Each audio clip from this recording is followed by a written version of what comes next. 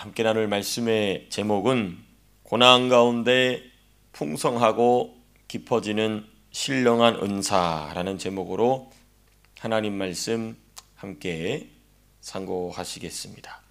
우리가 데살로니가 전서 1장과 2장을 살펴보시게 되면 데살로니가 교회 성도들이 사도 바울에게 있어서는 정말 큰 기쁨이었던 것 같아요. 몇 절 넘어가지 않고 또 너희가 우리의 기쁨이다, 감사다, 영광이라는 표현이 또 나오고 자꾸 나옵니다. 그만큼 사도 바울이 데살로니가 교회를 하나님 앞에서 생각할 때마다 너무나도 큰 위로가 되고 격려가 되고 도전이 되는. 왜 그랬을까? 사도 바울이 전한 대로 복음을 받아들였고 진리의 가르침을 따라 살기 위하여 부단히 애쓰고 너무나 아름답고 복된 모습을 가지고 있었기 때문인 것이죠. 그런데 제가 오늘 제목은 신령한 은사에 관한 말씀을 적어놨습니다. 그게 어떻게 연관이 있을까? 우리가 한 구절씩 말씀을 통하여 살펴보시겠습니다. 먼저 우리가 살펴볼 것은 13절에서부터 16절까지입니다. 우리 13절에서부터 16절까지 내용은 무슨 내용이냐? 고난받는 유대인의 교회와 고난받는 이방인의 교회에 대한 말씀이 13절에서부터 16절에 기록되어 있습니다. 먼저 우리 13절부터 보시게 되면 사도 바울이 데살로니가 교회를 위하여 기도할 때마다 하나님께 감사하는 또 다른 이유를 말하고 있어요. 그렇죠? 또 바울이 이야기하죠. 왜 하나님께 사도 바울이 데살로니가 교회 성도들로 말미암아 감사하는 제목이 또 뭐가 있느냐? 중간에 보면 이렇게 돼 있어요. 너희가 우리에게 들은 바 하나님 말씀을 받을 때에 사람의 말로 받지 아니하고 하나님의 말씀으로 받음이니 진실로 그러하도다. 우리가 하는 말을 들을 때에 사람의 말로 듣지 않았다는 것입니다. 누구의 말로 들었느냐? 하나님의 말씀으로 들었다는 것이 분명 전하는 이들은 사람들이었어요. 사도 바울이 사람이었습니다. 그러나 그 입에서 나오는 말은 사람의 말이 아니구나. 저거는 사람이 할 수 있는 말이 아니구나. 하나님의 말씀이구나. 예수님의 음성이구나. 이렇게 말씀을 받았던 것이 바로 누구냐? 데살로니가 교회 성도들이었다는 것입니다. 그 결과 13절 마지막 중요한 말이 나옵니다. 진실로 그러하도다. 이 말씀이 또한 너희 믿는 자 가운데서 뭐 한다고요? 역사한다는 거예요. 하나님의 말씀이 역사한다는 것입니다. 그렇죠? 하나님 말씀은 운동력이 있어서, 그렇죠? 양날의 검 같아서, 그렇죠? 우리의 골수까지 찔러 쪼개는 그 말씀이 역사한다는 것입니다. 저 여러분들의 삶이 하나님의 말씀이 역사하는 삶 돼야 될 줄로 믿습니다. 너무너무 중요해요. 너무 많은 사람들이 하나님의 말씀의 역사를 모르고 살아요. 말씀은 말씀이고 내 삶은 내 삶이야. 왜 그럴까? 하나님의 말씀을 하나님의 말씀으로 받지 않는다는 거. 하나님 말씀 열심히 잘 봤는데요. 웃기는 소리. 하나님의 말씀이 역사하여서 내 삶이 변화하고 도전받고 여러 가지 부침이 있을지라도 그 부침 가운데 하나님이 예비하신 은혜를 끝내는 받아 누리게 되는 이 역사 너무너무 중요한 것이죠. 좀 더 구체적으로 좀 생각해 볼 필요가 있습니다.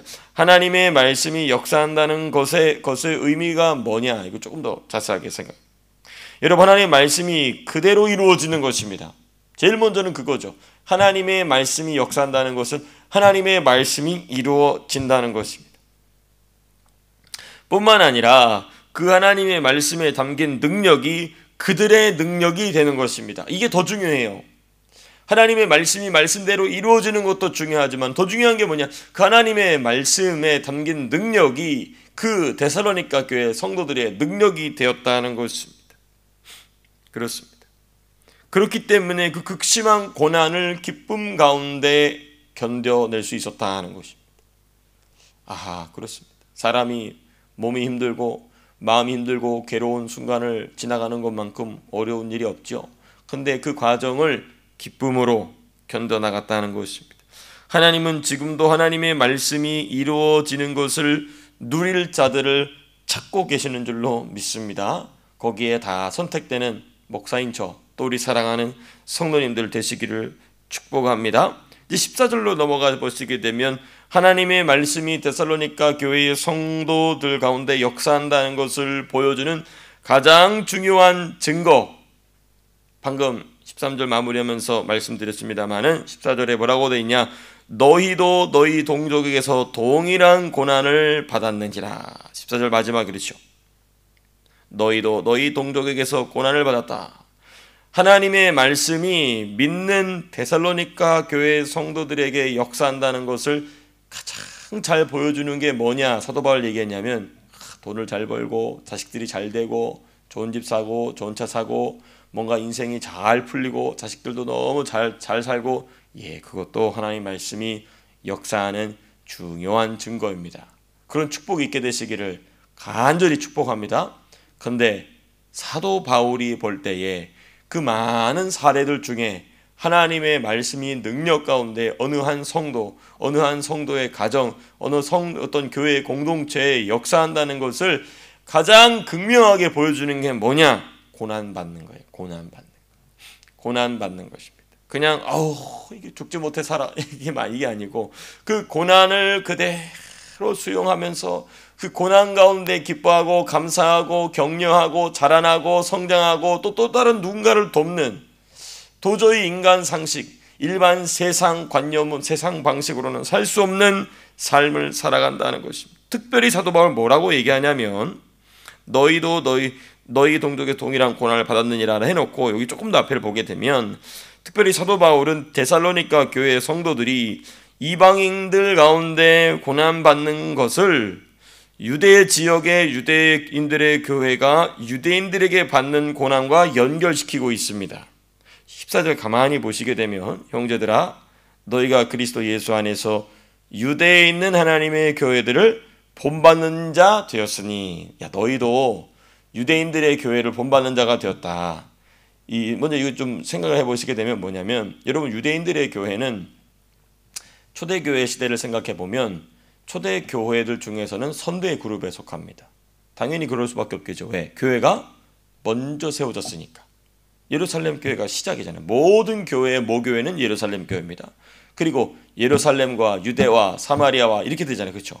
그러니까 유대인이라서 선배교회가, 물론 그런 점도 있을 수 있겠지만은 시간적으로 먼저 생긴 교회가 당연히 유대교회입니다. 지금 그 얘기를 하고 있는 겁니다. 그래서 너희들의 선배된 교회를 본받고 있다, 지금 이 얘기를 하고 있는 겁니다. 그리스도 예수 안에서 유대에 있는 하나님의 교회들을 본받는 자가 되었으니 그들이 유대인들에게 고난을 받은 것 같이 너희도 너희 동족에게서 동일한 고난을 받았느니라. 그러니까 지금 유대인들의 교회가 동족인 유대인들에게 핍박을 받았던 것처럼 주로 유대 교인들이겠죠. 이제는 이방인들의 교회인 너희가 이방인들에게 주로 이교도들이겠죠. 이교도들에게 핍박을 받고 있다. 그래서 너희가 지금 유대에 있는 하나님의 교회들을 본받았다라고 얘기하고 있어요. 그거 본받기를 정말 잘했다라고 얘기하고 있는 것입니다. 참 지금 생각하면 그 당시의 신앙과는 도대체 어떻게 된 건가? 우리 현대를 생각해 보면 너무 신앙의 수준이 너무 차이가 나죠. 그렇지 않습니까? 그래서 조금 어떨 때는 같은 천국을 간다는 게 조금 죄송하다 느낄 정도로, 그분들이 간 천국하고 우리가 간 천국하고 좀 다르지 않을까? 왜냐하면 이 성경에 나와 있는 이분들의 신앙하고 우리의 신앙하고 비교해 봤을 때 너무 이게 차이가 나서 그렇지 않습니까? 그래도 이거 참 차이가 난다라고 깨닫는 게 은혜인 줄로 믿습니다. 요즘 보면요, 성경에 있는 신앙이나 자기랑 똑같은 줄 알아. 그런 걸 뭐라고 하냐면 욕을 하면 안 되니까 이제 욕을 안 하겠습니다. 멍충이들. 그렇습니다. 어찌됐든 나아가 사도 바울은 데살로니가 교회가 유대에 있는 하나님의 교회들을 본받는 자가 되었다라고 말한 이는 뭐냐? 그리스도의 고난과 연합하는 것 역시 본받고 있다는 거예요. 그리스도의 고난과 연합하는 것. 여러분, 그러니까 데살로니가 교회 성도들의 신앙의 수준이 어디까지 올라간 것이냐? 고난을 받되 그것을 마땅한 것으로 여기는 데까지 나아갔다는 것입니다. 여러분, 하나님의 말씀이 역사하면 세상이 일으키는, 마귀가 일으키는 고난까지도 감사와 기쁨으로 받게 되는 줄로 믿습니다. 고난을 잘 받는 것, 그리스도의 고난과 연합하는 것이 열매가 제일 커요. 열매가 가장 크고 가장 풍성하고 또 가장 극상품의 열매가 됩니다. 그래서 시편에도 보면 그런 말씀 2번 이상 나오잖아요. 눈물을 흘리며 무엇을 뿌리는 자는, 씨를 뿌리는 자는 무엇으로 거둔다고요? 기쁨으로 단을 거둔다. 그게 그겁니다.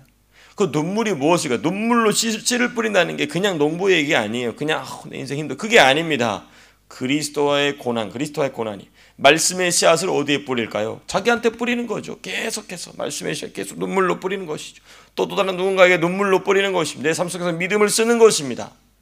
그리고 그 열매를 거둘 때는 말할 수 없는 기쁨으로 거두게 된다. 이미 벌써 구약 성경에 나와 있는 말씀인 것이죠. 그렇습니다. 자, 그 다음 이제 우리가 15절 16절로 넘어가 보겠습니다. 15절 16절 보시게 되면 유대인들의 악행에 관한 사도 바울의 언급을 이야기합니다. 그러니까 13절에서는 하나님께 사도 바울이 데살로니가 교회 성도들로 말미암아 감사하는 이유를 말했어요. 그리고 하나님의 말씀이 그 데살로니가 교회 성도들에게 역사하는 것이 어떻게 드러나고 있느냐 14절에서 말했습니다. 그리고 이제 15절 16절에서는 잠깐 중요한 주제, 또 다른 주제를 다루니 뭐냐, 유대인들의 악행에 관하여서 사도 바울이 이야기합니다. 유대인들이 예수님 믿는 것을 방해했을 뿐만 아니라 어떻게 했느냐, 심지어 이방인들이 예수님 믿는 것까지 극심하게 방해했다는 것입니다. 16절, 우리가 이방인에게 말하여 구원받게 함을 그들이 금지하여 자기 죄를 항상 채우매. 16절 그렇게 얘기하고 있죠. 아니 유대인들이 유대인 예수 믿지 말라고 하는 것도 그 쥐들이 뭔 상관이냐 이 말이에요. 그죠? 그런데 이방인들도 예수님 못 믿게 만들었다는 것입니다. 누가? 유대인들이. 이 악행이 너무나 심하다는 거죠. 자기 죄를 항상 채우매. 여러분, 유대인들의 악행은 역사 속에서 계속되어 왔습니다. 지금도 유대인들은 참된 신앙을 반대하고 배격하는 입장에 서 있어요. 아주 극소수의 유대교인들만이 기독교와 가깝게 지냅니다. 대표적인 인물이 누구냐면 프레거라는 사람이 있어요. 프레거 유라고 해서 미국에서 젊은이들에게 보수주의 사상을 정말 멋지고 정말 쌈박한 영상으로 전달하는 그런 이 학교가 이런 이 단체가 있어요. 프레거 유. 그래서 프레거 유니버시티인데 그 프레거 유 할 때 프레거가 누구냐면 이 유대인 이름입니다. 근데 이분은 유대교인이에요. 그런데 본인 입으로 얘기해요. 이 세상에 어떤 종교도 그 문화나 그 지역이나 그 나라나 그 민족이나 그 국가에서 제대로 된 문명적 발전을 이룬 종교는 없다는 거예요. 그런데 오직 기독교만이 그 일을 한다는 거예요. 그러면서 자기도 얘기해요. 유대교인들만으로는 안 된다. 유대교만으로는 안 된다는 걸 본인이 인정을 해요. 항상 거기에 누가 와야 되냐? 기독교. 그것도 캐톨릭 말고 프로테스탄트들이 와야 된다는 거예요. 개신교도들이 와서 함께 할 때만이 시너지가 난다는 것을 인정하는 아주 극소수의 유대인들이 있어요. 아주 극소수의. 또 누가 있냐면 벤자민 샤피로라고 있어요. 뭐 천재. 그래서 말하는 거 보면요, 벌써 말 자체가 벌써 한 2배속 재생으로 말하는 것 같아. 뭐 다다다다다다다다다. 뭐 책을 다 외워. 뭐 그리고 막 이 보수주의 사상을 얘기하는데 본인도 얘기해요. 본인도 그런 얘기를 합니다. 그런 소수의 유대인들 말고는 지금도 유대인들은 정통 유대교뿐만 아니라 유대교 신앙을 가지고 있지 않은 무신론 유대교인들은 계속해서 개신교 신앙을 공격합니다. 정통 유대교인들은 정통 유대교 교리를 따라서 개신교도들을 핍박하고요. 그리고 무신론 유대인들은 왜 그러냐? 이 무신론 유대인들은 전통적으로 좌익입니다. 전통적으로 사회주의자고 전통적으로 공산주의자. 칼 막스가 그렇잖아요. 그렇죠? 칼 막스부터 해서 또 지난번에 제가 예전에 한번 말씀드렸던 독일의 프랑크푸르트 학파 다 유대인들입니다. 어떻게 하면 공산주의, 사회주의 혁명을 이 세상 가운데서 실천할 것인가? 그러니까 이 무신론 유대인들은 자신들의 사상적 혁명을 위해서 가장 거슬리는 게 누구냐? 개신교도들이다. 그러니까 막 죽자고 공격을 하죠. 그래서 그게 정치 세력화되어 있죠. 그게 이제 미국의 민주당입니다. 미국의 민주당이 굉장한 이 재정적 후원을 누가 하냐면 유대인들이 합니다. 유대인들이에요. 그렇습니다. 물론 이제 공화당에도 있지만은 이런 점에 있어서 이 사도 바울이 말한 대로 그들이 자기 죄를 항상 채운다. 지금도 그러고 있다. 지금도. 예, 그렇습니다. 전 그래서 그런 점이 있죠. 여러 번 반복하고 말씀드린다마는 유대인들을 우리가 이스라엘로 보내자, 다 헛질을 하고 있는 것입니다. 그냥 예수 안 믿는데 선교비 보내는 게 나아요. 그렇습니다. 근데 속지 않게 되시길 바랍니다. 뭔가 유대인들하고 우리가 연합을 하자고 지금 유대인들과 같이 가야 된다. 꼴값. 예. 헛짓입니다. 예. 바보 멍충이 같은 거 목사들이 성경도 공부 안 하니까 그 멍청한 짓을 하는 겁니다. 뭘 모르는 성도님들을 이 돈 털어다가 헛짓하는 거예요. 그렇습니다. 어찌되었든 그 다음 내용 넘어가기. 우리 17절에서부터 20절 우리 본문의 두 번째 부분이죠. 사도 바울의 면류관인 데살로니가 교회. 우리 17절과 18절 보시게 되면 데살로니가 교회 성도들을 사도 바울이 직접 만나고자 굉장히 바랍니다. 17절 보니까 이런 표현이 있죠. 너희 얼굴 보기를 열정으로 더욱 힘썼노라. 이런 표현하고 있어요. 너희 만나고 싶어서 열정으로 힘썼다. 주목할 점은 18절에 그렇게 사도 바울이 애썼는데 누가 가로막았다고 얘기합니까? 사탄이 우리를 막았도다. 그러나 나 바울은 한 번, 두 번 너에게 가고자 하였으나 사탄이 우리를 막았도다. 자, 그러면 이제 우리가 여기서 중요하게 우리 그냥 쓱 지나가잖아요. 여기서 이제 우리가 지나가면 안 됩니다. 왜냐? 사도 바울이 데살로니가 교회 성도들을 직접 만나고자 했던 것은 그들을 향한 인간적인 애정뿐이 아니라는 게 18절에서 증명이 됩니다. 그죠? 사도 바울이 인간적인 애정이 없다는 게 아니죠. 그렇죠? 근데 사도 바울이 인간적인 애정으로 무엇인가를 하는 사람은 아니라는 것도 분명합니다. 더욱이 누가 막았다고요? 사탄이 막았다는 겁니다. 성령과는 상관없이 인간적인 애정으로 하는 거면 사탄이 갔다 오게 했겠죠. 근데 그렇게 하면 안 될 만한, 사탄이 그렇게 하면 그걸 허용해서는 안 될 만한 중요한 무엇인가 이유가 있었다는 것입니다. 이 사탄도 알고 있던 것이죠. 사도 바울이 데살로니가 교회를 직접 다시 방문하는 순간 사탄에게서는 굉장히 큰일이 나는 뭔가 영적인 모멘텀이 만들어진다는 것입니다. 그게 뭘까? 그것이 무엇이었을까? 그게 이제 로마서 1장 11절에 있는 말씀하고를 통하여 봐야 됩니다. 로마서 1장 11절에 무슨 말씀이 있는지 나중에 한번 개인적으로 찾아보시기 바랍니다. 내가 너희 일을 간절히 보기 원하는 것은 어떤 신령한 사를 너희에게 나누어 주어라고 로마서 1장에서 말해요. 그러니까 사도 바울이 어느 한 교회를, 어느 한 성도들을 간절히 보기 원할 때는 항상 무엇 때문에 그러냐? 신령한 은사를 주려고. 신령한 은사가 그들에게 임하게 하기 위하여서 사도 바울은 그들을 그토록 만나기를 원했고, 그렇기 때문에 사탄은 그토록 바울을 방해했다는 것입니다. 성령의 은사가 사도 바울을 통하여서 그 충만하게 어떤 교회 공동체에 부어지게 되면 사탄에게는 더 이상 감당할 수 없게 되는 것입니다. 성령의 은사가 강력하게 폭발적으로 나타나게 되면 그렇습니다. 그러므로 사도 바울이 데살로니가 교회 성도들을 직접 만나고자 했던 가장 중요한 이유는 사도 바울이 데살로니가 교회 성도들을 만났을 때 성령이 주시는 어떤 신령한 은사들을, 더 깊은 은사들을 더 풍성하게, 더 다양하게, 더 깊이 있게 은사가 그들에게 공급되게 하기 위함이었다는 것입니다.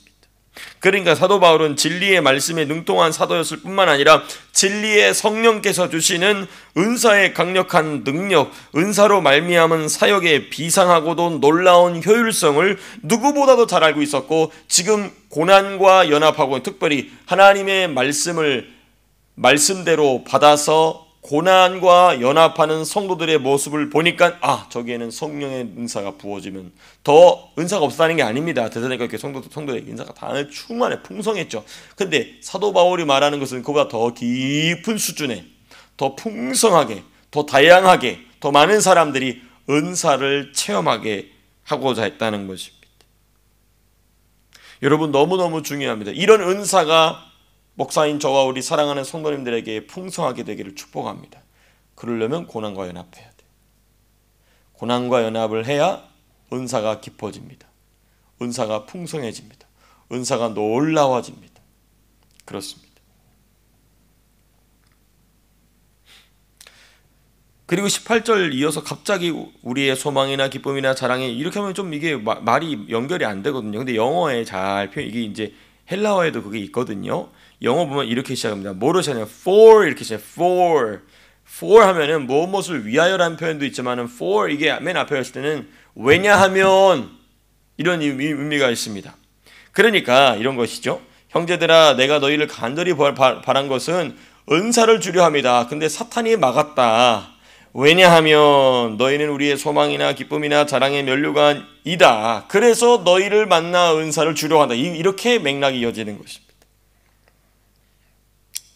그래서 사도 바울이 그들에게 신령한 은사를 나눠줬던 이유는 바로 그들이 사도 바울의 소망과 기쁨과 자랑의 면류관 되었기 때문이다. 그걸 알고 있던 사탄이 그렇게 막았다는 것이죠. 그렇습니다. 말씀을 맺도록 하겠습니다. 그래서 제가 오늘 설교 제목을 고난 가운데 풍성하고 깊어지는 신령한 은사다 하는 것입니다. 데살로니가 교회 성도들의 은사가 주의 은혜 가운데 깊어졌던 것처럼 저와 여러분들의 은사도 깊어질 수 있게 되시기를 축복합니다. 여러분, 은사로 일하면 효과적이 됩니다. 주의 일이 효과적이게 돼요. 또 내 삶도 풍성하게 됩니다. 하나님 주시는 풍성함이, 은사로 말미암은 풍성함이 우리 사랑하는 성도님들의 삶과 또 자녀들의 삶 속에 넘치게 되시기를 주님의 이름으로 축복합니다. 제 기도하고 마치겠습니다.